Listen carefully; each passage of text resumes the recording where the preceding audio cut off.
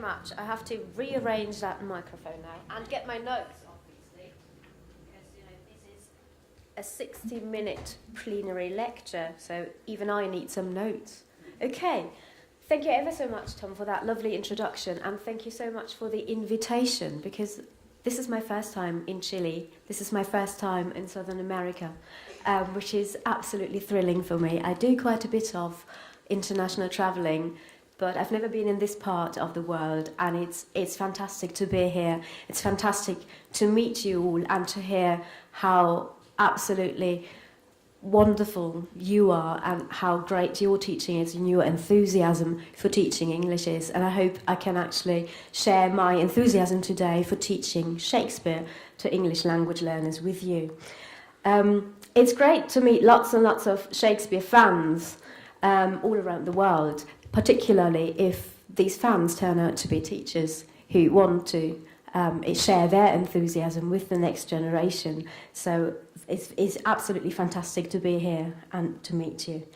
And I have to say, the IATEFL family this year, in this particular anniversary year when we're commemorating Shakespeare's death in 1616, and when we're celebrating his legacy all around the world, the IATEFL family has been absolutely welcoming to me and to my organisation, the Shakespeare Birthplace Trust, and they've opened their arms for the annual conference in Birmingham. I don't know whether any of you actually went to Birmingham. We had an entire pre-conference day on teaching Shakespeare to language learners, which was a fantastic experience for me, and I hope for everybody else who actually attended it.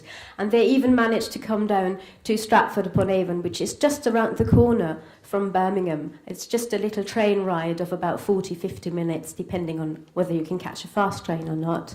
And they came to Stratford, and we spent a lovely day walking around Stratford, looking at the birthplace, looking at a couple of other Shakespeare-related houses, going to see a play. Unfortunately, the RSC didn't have any Shakespeare plays on that night, so they actually came all the way to Stratford to see a play by Christopher Marlowe, of all playwrights. But hey, there you go. Okay, so I just wanted to say a little thank you to IATEFL too, who've been absolutely fantastic and very, very supportive in my work in the last couple of years, really. Okay, so here we go, next lovely slide. What I would like to do today, and in the next couple of minutes, is introduce you, on the one hand, to the kind of work we do at the Shakespeare Birthplace Trust, right in the epicenter of the Shakespeare celebrations this year. My office is about 20 metres away from the very place where William Shakespeare was born more than 450 years ago. And on the other hand, I would like to share some of the insights that we've been able to gain in the last couple of years about how to make Shakespeare interesting to language learners, to people who are already struggling with modern English, obviously, and for whom early modern English, Elizabethan English, is even more of a challenge than it already is for native speakers, because believe me, the amount of language work I have to do with UK audiences is actually quite similar to the language work I have to do with my international EFL audiences. So we're fully aware that a lot of people sometimes feel when they're teaching Shakespeare that it is a bit like running hurdles, that you have to overcome one obstacle after another obstacle after another obstacle. To simply deny that these obstacles exist would be quite stupid, so I'm not going to deny them. I'm trying to address them, and I hope I can show you a couple of ways how either to get around them or actually to take them and to get over them. So first of all, I want to give you a bit of an idea of the kind of work we do in the education department at the Shakespeare Birthplace Trust, because we work in a fairly special teaching environment.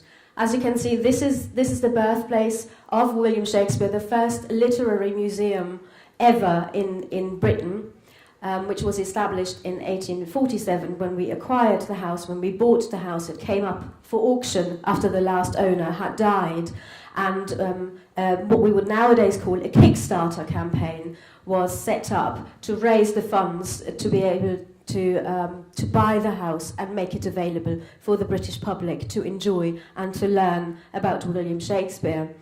And most of our audiences only come for the day. So they arrive in the morning, they have something between 2 to 4 hours in Stratford, and then they go off again. And so what that means for us is that most of the people we get to see in our sessions, we have never seen before. And after 60 minutes, we will probably never see them again.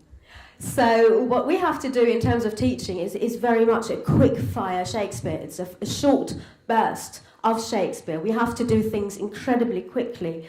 So we've got about 5 minutes at the beginning of each and every single session to make that connection to our audience, these people who we've never seen before, who have no idea who we are, how we work, how we teach. We have to sort of establish a connection, get the atmosphere right, make them understand that this is going to be educative, yes, but also fun, and that we're going to be creative together, and that we're going to be interactive together, and that we will do a couple of activities together. So not a lot of time to actually set them up for the little Shakespeare journey we're trying to take them on. But apparently we seem to be fairly good at that. Judging from the kind of feedback we get, most of the students actually leave the room, or this is also something you can actually see as a deliverer yourself. After a 60-minute session, most of the students leave the room buzzing with ideas, with questions. The other day I had a little boy from Spain come up to me and said, "That was a very interesting session, thank you so much. Do you have a book on that William Shakespeare?" And I said, "Yeah, we have 1 or 2. We've got a bookshop that only sells books about William Shakespeare." So I pointed him towards that direction. But that obviously tells us that we are apparently doing something right, even with language learners. But that is not the only audience we have. It is not only international audiences. And our work, as you can see from the pictures at the bottom of this little flyer, starts at a very, very young age. We try to get them as young as possible. And my colleagues who specialise on primary school teaching really start them at the age of 5. I and my colleagues, we normally take over once they get into secondary school, once they hit the age of around 13, and we do not let them go until they die, literally.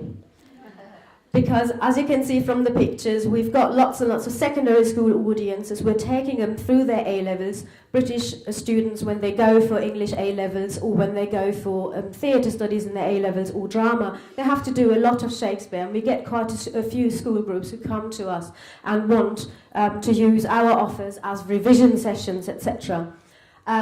So we take them through their entire school career. We don't stop there. We also talk to people who are undergraduates. We've got postgraduates.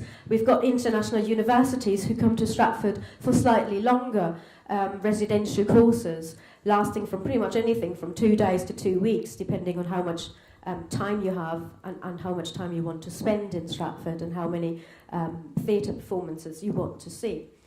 But as you can see from the last picture, we also have a lot of courses for adult learners, and I'm also teaching on those. So my teaching range really is from the age of 13 till approximately 95. I think that was the oldest participant we ever had. So it's quite a variety of people who do actually come to the Shakespeare Birthplace Trust, right into the, as I said, the epicentre of Shakespeare, and who want to be taught to learn more, even when they don't have to anymore, when they come back voluntarily to learn something about Shakespeare. Can you imagine that? Good, so what do we actually do for language learners? We are one of the very few heritage organisations, I'm tempted to say actually the only one, who offer special programmes and special sessions for language learners. Because there's not a lot of museums around who go down that route. Normally with international audiences, they would say, okay, we are going to offer foreign language talks, and that is how we're trying to cater for that particular audience. We in the education department decided to go down a slightly different route and say, no, we want to link learning about Shakespeare for these particular international groups with learning English, improving their English while learning something about Shakespeare. And this is why I came into post a bit more than 2 years ago. So this is all fairly recent developments. And we are automatically trying to link the content of Shakespeare his plays and his work and life, to improving their English skills. So we've got different sessions pretty much from the lowest level up to a C1 level, if you're familiar with the European referencing framework. We're obviously sort of adjusting the length of the sessions and the language level of the sessions to all of these needs. But we're also now in the position that we can say, okay, if you want to come with your international high school, you want to stay a bit longer, that is also possible. If you want to take your students to some of the performances by the Royal Shakespeare Company, which are just around the corner, just down the road at the river, really, we are able to accommodate that, and we are able to come up with a lovely educational program all around that. But for those people who can't really come to Stratford, and there's plenty of people in this world for whom travelling to England is quite some way, and Stratford, of course, isn't London, so once you actually get into the country, you still have to get on a train, or you have to organise a coach to get to Stratford. It's about 2 hours away from London, 2 to 3 hours on a good day.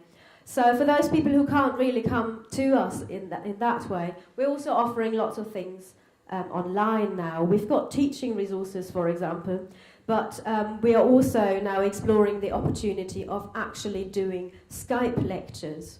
So if you want a Shakespeare expert to come into your classroom virtually, to Skype into your lesson, that is actually something we can do now. We can talk on a particular play you want us to talk about, or we can talk about Shakespeare's life and times. What do we actually know about the man himself? What did Stratford, what did England look like at the time? What did the theatre look like at the time? Because the theatre obviously so much influences the way he wrote and for the kind of audiences he wrote for. So we can now do all of that online. If you want to check it out, this is our website, www.shakespeare.org.uk/learning. This is where we have all of these offers together. I also brought a couple of leaflets with me if you're interested in the kind of language learner sessions. Please feel free and pick them up here before you leave this plenary in a couple of minutes. And the other thing I wanted to point out, Tom already mentioned that in my introduction, that I've also been collaborating with the British Council on a massive open online course which introduces Shakespeare. And this MOOC is a free course. It lasts for 6 weeks, and it's going to run again from August the 8th onwards. And you just have to register on a platform called Future Learn, and this is the link if you're interested in it. It is aimed directly at language learners. So it is not a teacher-centred approach, it is very much a learner-centred approach. And it is aimed at learners on a lower intermediate level. So if you're interested yourself in checking that out, as I said, it's for free. Feel free to sign up for it, and feel free to pass on the link to anybody who might be interested in learning more about Shakespeare and getting an idea of 5 of his most famous plays. Okay, now let's take a look at how we actually do things when we teach in a face-to-face situation. The first thing you have to ask yourself when you're teaching Shakespeare is, what exactly do you want to achieve? Okay? Particularly in the language learning classroom. Why are you doing Shakespeare? What do you want your students to take away from that particular session? How far, how deep do you actually want to go? Do you really want to take a play and take it apart in all its detail and go really in depth into the text, into its theatricality, into its performativity? Or do you say, no, I don't quite have enough time, or my audience might not quite be up for that because they're not that literarily interested, which is perfectly all right. There are other ways of approaching Shakespeare. So if you say a light-hearted approach to Shakespeare is what I'm looking for, I only have a couple of lessons left in my curriculum, in my lesson plan, and these I want to fill with Shakespeare. There's different things you can do, and I hope I'll be able to point towards some of them. One thing to keep in mind, which I find when I do teacher training sessions, is to say it is okay not to do everything. It is perfectly all right not to do a full introduction to who is Shakespeare, What was his life and times like? What did England look like more than 450 years ago? What was the theatre like? You know, what was the space he was writing for? And then also dive into Hamlet, plus a couple of sonnets, and Venus and Adonis, and the Rape of Lucrece, right? It's perfectly all right not to do everything and simply to pick and mix and to find something you find interesting yourself, you find appealing yourself, because then it becomes much, much easier to get that across to your audience. So don't be afraid, because all we do is basically open up doors and show people what's behind it, and then say, look, there's this writer. I'm going to give you an introduction. I'm not going to take you by the hand through that door, and I'm not going to accompany on your entire journey. We know that this journey, for some people, can be a lifelong journey. We are just opening doors and saying, look what's behind it. If you like it, this is the way to go, okay? So, given the fact that you can't possibly do everything, what is it you would actually like to focus on? There's different approaches to what we call Shakespeare. Most people obviously think, well, you know, it's the works, it's the plays, it's the poems, this is what I want to talk about. But there's also other things you can actually focus on. The words, for example, the kind of linguistic quality of Shakespeare. I'm now not necessarily talking so much about the poetical qualities of his work, but simply about the fact that Shakespeare has given us, and the English language, so many words and phrases and quotations which have simply seeped into English culture and also into the English language. And this is also something you can focus on. Many, many people speak Shakespeare without being aware of it at all. Can I just have a quick show of hands? Who has used the word downstairs today? Today? Yeah? Okay, quite a few, yeah? You probably went downstairs for the opening plenary this morning because, yeah, there you go. That's a Shakespeare word. Shakespeare was the first one to actually coin it, and it pops up for the very first time in one of his plays, right? So you're using Shakespeare, you're speaking Shakespeare, you're quoting Shakespeare on a daily basis, all right? Probably without actually being aware of it. And this is also something students do find very interesting to think about. Where do words actually come from? For how long have we been using them, you know?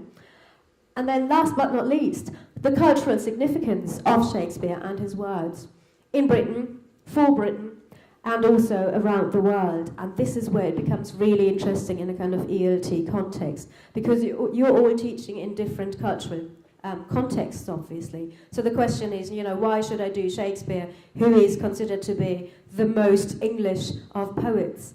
But the interesting thing is that wherever I travel, I always meet somebody who says, wasn't Shakespeare born in Italy? Wasn't Shakespeare born in Basra in Iraq? Wasn't Shakespeare born in Egypt? I think he's from Cairo, right? Isn't he? My fellow countrymen obviously say, no, Shakespeare's German. Of course he is German. He's more German than Germans, really. So there seems to be something in his work which transcends ideas of national literature. And Shakespeare has sparked so many artistic responses to his work, which I think is only befitting for a writer. His creative principle, I think, can be called that of a magpie, because he drew on so many other, what we would now call international source materials himself, that now other artists are taking his work and working on it and reacting in a creative way to it. I mean, speaking here today in Chile, I obviously have to think of Pablo Neruda's translation of Romeo and Juliet, right?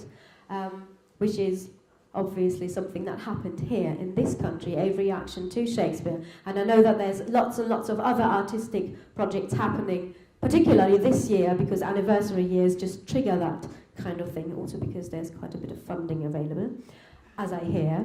And that also triggers artistic responses if you can actually make a project out of it and find somebody who's going to pay for it.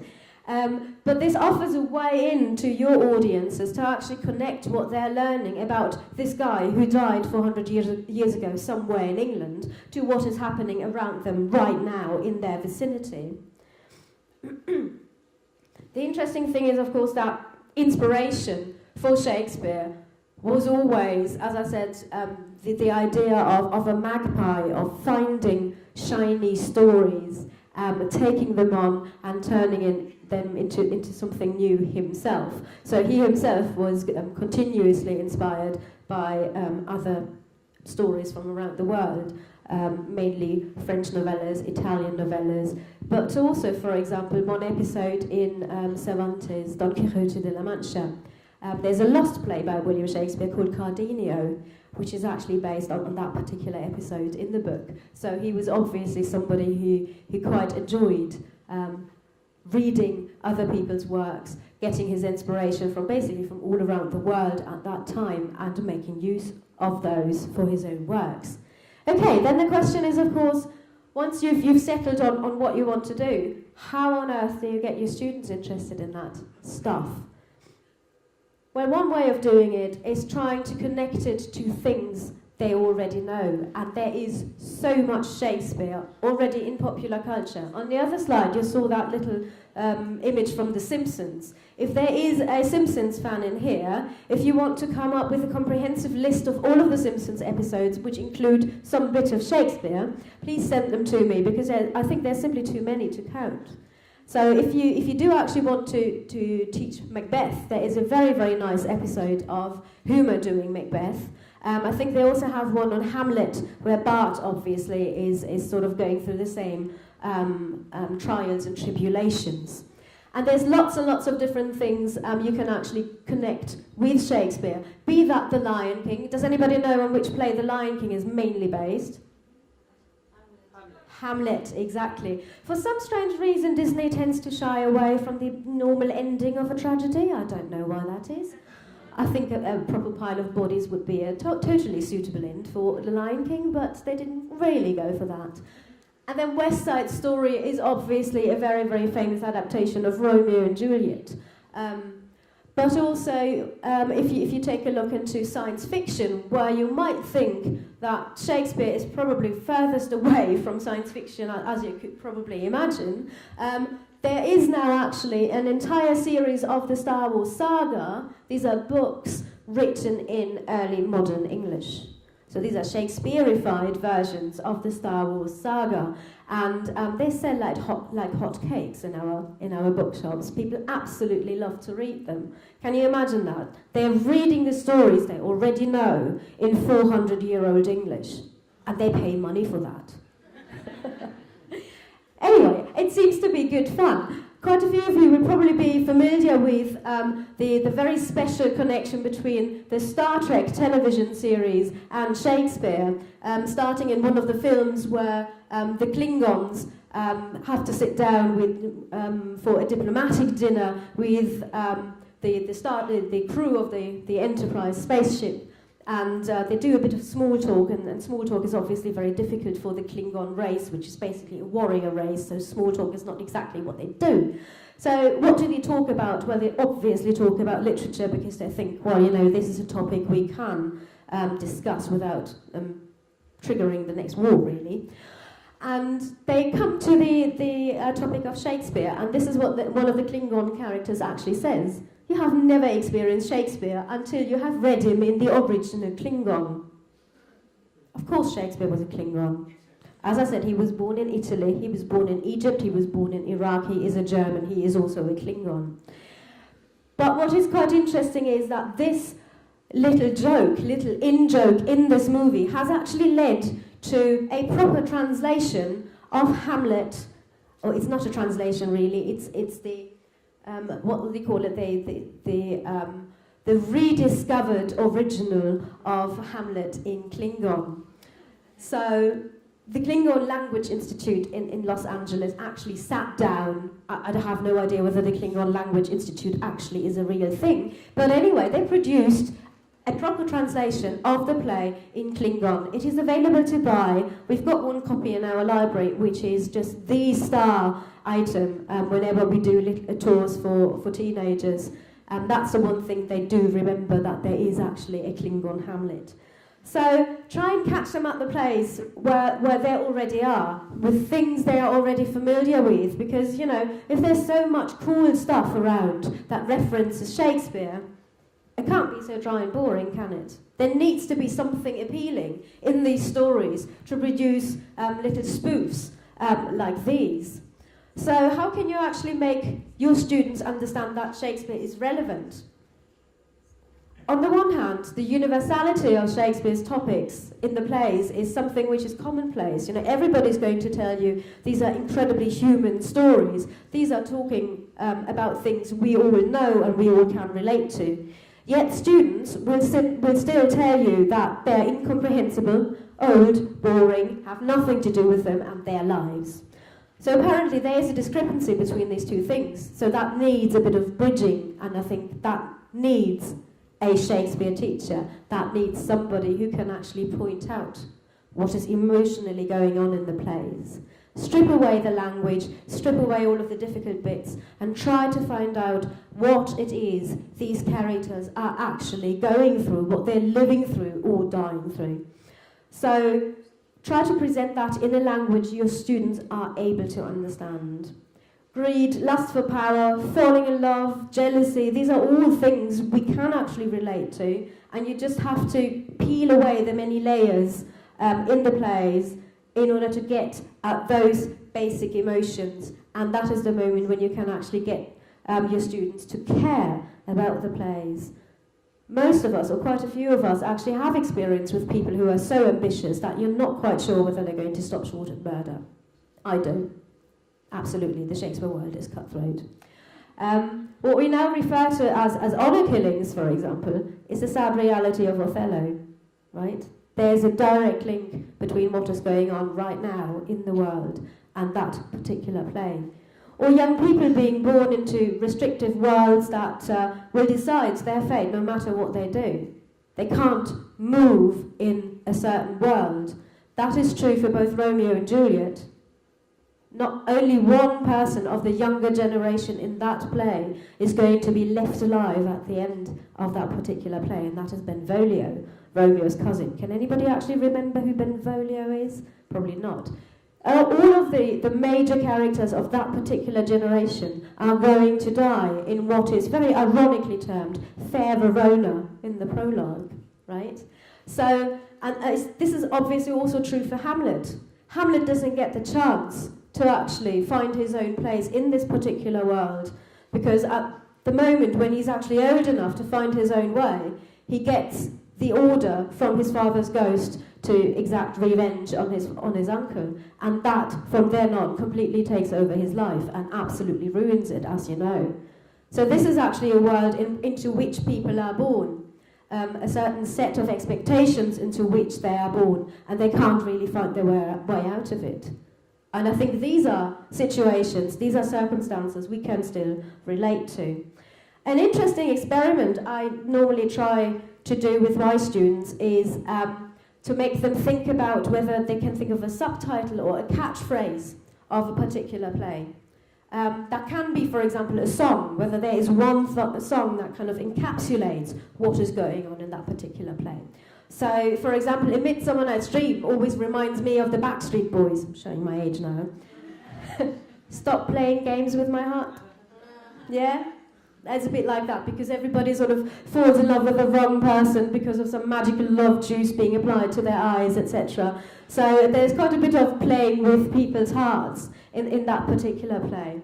Or if you take a look at the balcony scene in Romeo and Juliet, and at how pragmatic Juliet really is, being confronted with this swooning and mooning Romeo who keeps swearing his eternal love, having just met her about 5 minutes before. And the thing she actually says at the end of the balcony scene is, you know, good night, sweet Romeo. Send me a message tomorrow when you're going to marry me. That is very much Beyoncé's Put a Ring on It. And this is something you students will be able to relate to, because, you know, that is the kind of level we're trying to get at. Yes, it is slightly simplifying, but I think that is okay, because at this stage we're trying to get them interested, we're trying to get them hooked, and then we can actually move on. Okay, so when you want to come back to the language eventually, lots and lots of people ask me, which textual version should I use in my classroom? There is an entire wealth of stuff available, obviously. We've got critical editions like the Ardent Shakespeare, for example. By the way, these are all exemplary images. Other publishers are available. I'm not getting any royalties from any of those. I wish I did. So there's lots of critical editions available which unfortunately sometimes have more footnotes than actual text on the page. So perhaps not the best place where to start. But it might be interesting for you when you want to teach these plays to have those as a reference in the background, because they sometimes explain quite a few of the more obsolete words and also point towards source material, etc. Then there's UK school editions like the Cambridge School edition here. These are very, very good because they normally have on the one hand, on the one page, the original text, and on the opposing page, the page opposite, they've got quite a lot of textual analysis and quite a lot of activities which are really sort of going into detail about what is happening in that particular scene. So if you want to do proper textual analysis, I find those very, very useful to come up with activities, to come up with ideas of how to analyse a certain scene. And then obviously we also have graded readers available for different language levels. And there's also prose retellings. If you think of Lamb's Tales, for example, different versions of those are available too, quite a few of them, once again, simplified for language learners. All of these are available, and a mix of those is obviously possible. Because when you do a play, you don't have to do all of it in detail. You can focus on certain key scenes. So it might be an idea to say, okay, I do want to do a bit of textual analysis, but not too much.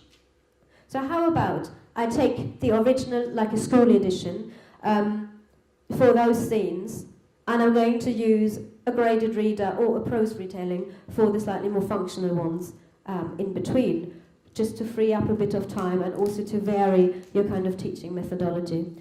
Okay, so how to actually begin working on a play, how to approach a play. This is going to sound really banal. I normally tell people begin at the beginning, which is not quite as banal as I'm just trying to make it out, because a lot of Shakespeare educators will probably tell you how important it is to familiarise your audience with the entire story, with what is actually going on, before diving into any details. But the thing is, with Shakespeare, we're not dealing with a prose text. This is not fiction, this is not poetry, this is theatre. So the first scenes of a play have more functions than the first chapter, for example, in a novel. It is not only about the exposition, it is not only an introduction to the world we are going to inhabit for the next couple of hours. It is also an exercise in how to focus your audience, in how to get them to understand what's going on, and also in order to get them excited about what they're going to see. Because you have to imagine these plays, for the very first time, were performed in the Globe Theatre. If you know what the Globe Theatre looks like, a round building, open air, the only source of light is the sun. And you've got a stage which thrusts into the courtyard, and people would be standing around three sides of your stage.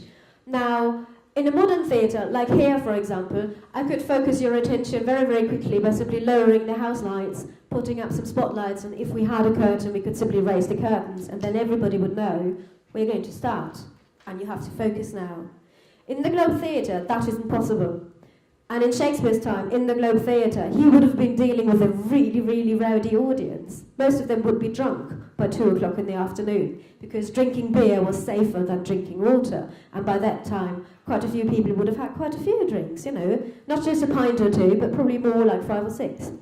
So this is the kind of audience you have to grab in the first couple of minutes. So I think it is actually really important to take a look at the first scene and ask a couple of questions about it.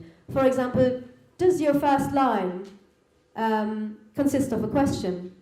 Hamlet starts with, "Hello, who's there?" One of the guards addressing one of the other guards in the middle of the night. Beginning of Macbeth. "When shall we three meet again? In thunder, lightning, or in rain?" Right? So we've got an opening question that is going to, supposed to draw us into the world that we want to know what is going on, who are these people, and why are they asking such strange questions? Or does the play actually begin with the protagonist introducing themselves to the audience? If you think of Richard III, "Now is the winter of our discontent, made glorious summer by this son of York." And he launches into a long, long opening monologue where he's completely alone on stage, talking to us in the audience, and basically telling us what he's going to do in the course of the play. Biggest spoiler alert, or one of the biggest spoiler alerts. Or do we actually get a prologue? Speaking of spoiler alerts, 2 households, both alike in dignity, in fair Verona, where we lay our scene, from ancient grudge break to new mutiny, where civil blood makes civil hands unclean. This prologue references the death of Romeo and Juliet 4 times. If you haven't got it after the prologue, nothing is going to tell you what's going to happen at the end of that play. Biggest spoiler alert in the entire history of early modern theatre, I should think. Right? So Shakespeare has given us lots and lots of different ways of how to open a play, of how to introduce us to this particular world, of how to focus the audience and make them understand what is going to happen in the next couple of hours, really. So what do we learn about the world we are going to inhabit? Where are we? What's going on? Which questions have been thrown up in the first scene? It's a good idea to stop after the first scene and simply to recap. What have we learned? What haven't we learned? For example, if you think of the first scene of Macbeth, the 3 witches on the heath, we don't know anything about Macbeth at the end of that scene. The next scene, actually, then introduces Macbeth once again through the report of a captain who is telling King Duncan how bravely Macbeth actually fought in the battle. Once again, we don't get to see Macbeth, right? Shakespeare makes us wait for quite a long time until we finally get to see that central character. Who is the title character? Everybody knows that the play is going to be about Macbeth because he's the title character. Yet we have to wait for a fairly long time until we actually get to see him. Good. What are the topics, as I said, which are being raised in that particular first scene? What is the central conflict of the play? Is that something we can already find out? Can we imagine how this conflict is going to develop from here? If you don't know the play, if you don't know how it's going to end, how do we get on from here? Are we familiar with situations in our own lives? So to actually take a look at the first scene and to see where we can go from here and where Shakespeare is actually taking us from there is already a really, really valuable exercise.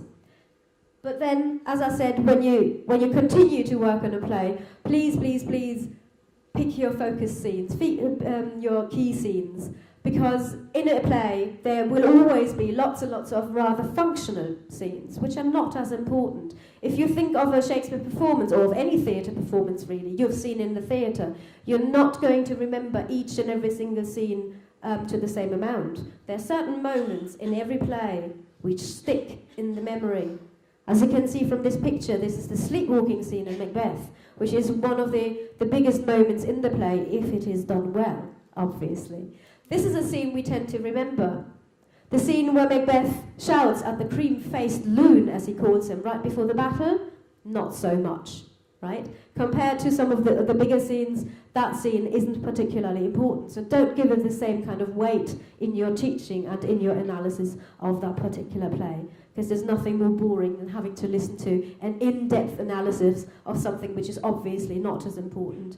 So skip those and use the time to focus on the big scenes, on some of the key speeches, for example, because that frees up time for you to use on a textual analysis if you want to do that. So which brings me to the next hurdle, which is obviously Elizabethan English. Is there anybody in here who enjoys reading Elizabethan English? Yeah? Couple of people, okay. Well, let me tell you something, I don't think your students will. Not at the beginning. The good thing is you can talk about it. This is a problem we can talk about, Elizabethan English. Give your students an idea of how this slightly older form of English actually differs from modern English. I can remember when I was first confronted with Shakespeare close to my A-levels, we had to read 2 of the sonnets. That was the only Shakespeare we did at school. And we were completely left alone with that kind of language. And I do remember being one of the, I think it's fair to say, one of the brightest students in the entire class, being very, very close to throwing my dictionary at the wall. Because obviously, early modern English is not something you're going to find in your learner's dictionary. You know, things like doth, wherefore, thou, these are not really things you're going to find in there at all. So please be so kind, take a couple of minutes, it's not going to take very long, and just point out some of the major differences. Yes, we do have a second person singular, thou, thee, thine. We've got different variations in the third person singular, doth, does, etc. We do have false friends, words have shifted in their meaning slightly, and we do actually have to keep that in mind, that when somebody talks about being crazy, they're not necessarily mad, they might just be a bit unwell. And also there are simply a couple of old-fashioned expressions where we have to know what they actually mean. I can't count how many times I had to tell native speakers that wherefore does not mean where, it is why. Okay, so this is actually something I have to explain to native speakers a lot, simply because these words are so obsolete now that even they need a proper glossary, and you sometimes have to point them into the direction to say, please, look it up if you don't know what it is, don't guess, because you might be very, very wrong. So, as I said, just give them an overview of what the differences are, but also emphasize how many similarities there are, because Shakespeare's English is not a million miles away from the way we speak today. I use a little exercise where I play audio clips of a Bible psalm which has survived in both in Old English and in Middle English, and then in early modern English. And I play audio clips which exemplify very, very nicely to the students that Shakespeare's English is not Old English. It is slightly old-fashioned English, but there's nothing medieval about it. It is actually very, very modern. It is very close to the way we talk. So, point out the language legacy. All of these phrases, all of these words were actually coined by Shakespeare, and many, many more. And as you can see, not all of them sound old-fashioned. Good riddance might sound slightly old-fashioned to us, but as I said, downstairs is one of the words we use on a daily basis. Bedroom is another one, farmhouse. All of these compound nouns that Shakespeare probably for the very first time combined are actually words we use very, very often and with a big frequency, really. But then again, if you hear somebody shout, oh, for goodness sake, that is also Shakespeare, and this is also something which your students can actually use in their everyday conversation, because it doesn't sound too twee to actually take on. Okay. But whatever you do, whether you're going to do one of the plays, whether you're going to take a look at the language legacy, or whether you want to talk about the cultural significance of Shakespeare, just make sure you let it leap off the page. This is one of the things which tends to be most fun. It can also become very chaotic. But as long as you're able to rein them in again at the end of the session, they're really going to profit from the fact that they can actually do something with their shiny new knowledge and also get creative with it. So give your students the chance to make Shakespeare their own, to do something with it, that it's not just dead knowledge, that it comes to life and leaps off the page. So most people now say, wow, let's do a drama workshop. If you can do that, if you feel confident in doing that, that is absolutely fantastic. Please, please, please do it, okay? But I know that not every teacher is a workshop facilitator. Not a lot of us actually have a drama background, and quite a few say, I'm not really confident with this. And that's fine. There's different learner types, there's different teacher types, and there's different approaches how you can actually become creative with your students. For example, you can use creative writing in response to the plays, like point of view rewriting or what if stories, or you can get creative and have them write something in response to what we know about Shakespeare as a historical fact and things we don't know about him, because there's quite a few gaps in Shakespeare's biography. So one of the little activities I tend to do with my students is I let them speculate about what killed Shakespeare. Because he died at the age of 52, which is not very old for somebody at the time and of his social status. So it's a bit of a mystery. We have no idea what he actually died of. And I simply give that to my students and say, well, you tell me what he actually died of, because nobody knows. So let your imagination roam free. They turn it very quickly into who killed Shakespeare and come up with the best murder mysteries you can imagine. Anne Hathaway is a prime suspect, obviously. Because, don't you know, Shakespeare had a second family in London, and she found out, apparently. So these are a couple of ways as you can actually use the plays to get creative. You can have your students explore characters by coming up with character profiles, by doing infographics and visualizations. This is just an example, or a couple of examples of already existing little comics, little infographics, looking at the body count in one of the plays. This is Macbeth, or looking at the ways people die in all of his plays. The pink majority is the stabbing, obviously. That seems to be very popular. But we also get, of course, the exit pursued by a bear. We're also getting falling off a wall. We're getting swallowing hot coals, and all of the slightly more obscure ways of how people actually come to their end in Shakespeare's plays. So there's lots and lots of ways how you can actually make your students work on something. Also, if you think of the plays as theatre, set them a little challenge to come up with a collage of what, for example, they think the world of A Midsummer Night's Dream feels like, looks like, sounds like, smells like, you know. Let them explore that particular world in this way. It doesn't always have to be textual analysis. It doesn't always have to be reading, close reading. It can be so much more and so many different things. The most important thing and the absolute bedrock of our teaching at the Shakespeare Birthplace Trust is this: get the poet off the plinth. What we're trying to teach is engagement and fun and enthusiasm, not blind admiration. We don't want a poet to be admired, because when you admire a piece of art, it is actually dead because you're not interacting. You can't make it your own. You can't turn it into something which becomes meaningful for you. So Shakespeare's good for you is not really an argument. And to be honest, Shakespeare is absolutely, truly terrific in spite of so many people telling you he is. This is simply something each and every single learner has to find out for themselves. They have to notice for themselves what Shakespeare can do for them. And this is very much an individual process. So that, you know, that the plays actually have a wonderful poetical complexity when they are studied as literature and as literary texts is absolutely fantastic, and it has to do, or it is one of the reasons why we're still doing Shakespeare, because he keeps on giving. The more you come back to him, the more he actually reveals to you about his craft, about his way with words. But that doesn't have to be the be-all and the end-all of teaching Shakespeare in a language classroom setting. You know, this might be the end goal of what you want your students to achieve. To get into it, let them just find out the bits and pieces they do enjoy about Shakespeare themselves. Okay, so just to sum up, sometimes people say, well, can you give us a couple of bullet points about your teaching philosophy?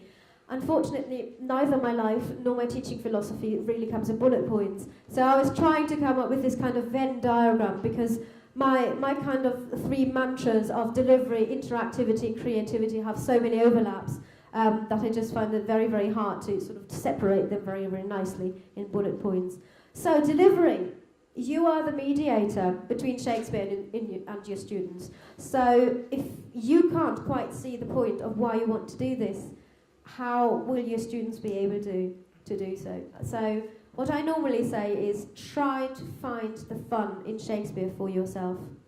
What are the things you are really interested in? Because that is going to make it much, much easier to imagine how your students are going to react to that, whether they might have a similar attitude to that particular problem, or whether there might be something else which they really enjoy.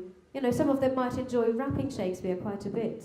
I've had a couple of teenagers over the other day who really enjoyed coming up with an idea of how to rap to be or not to be.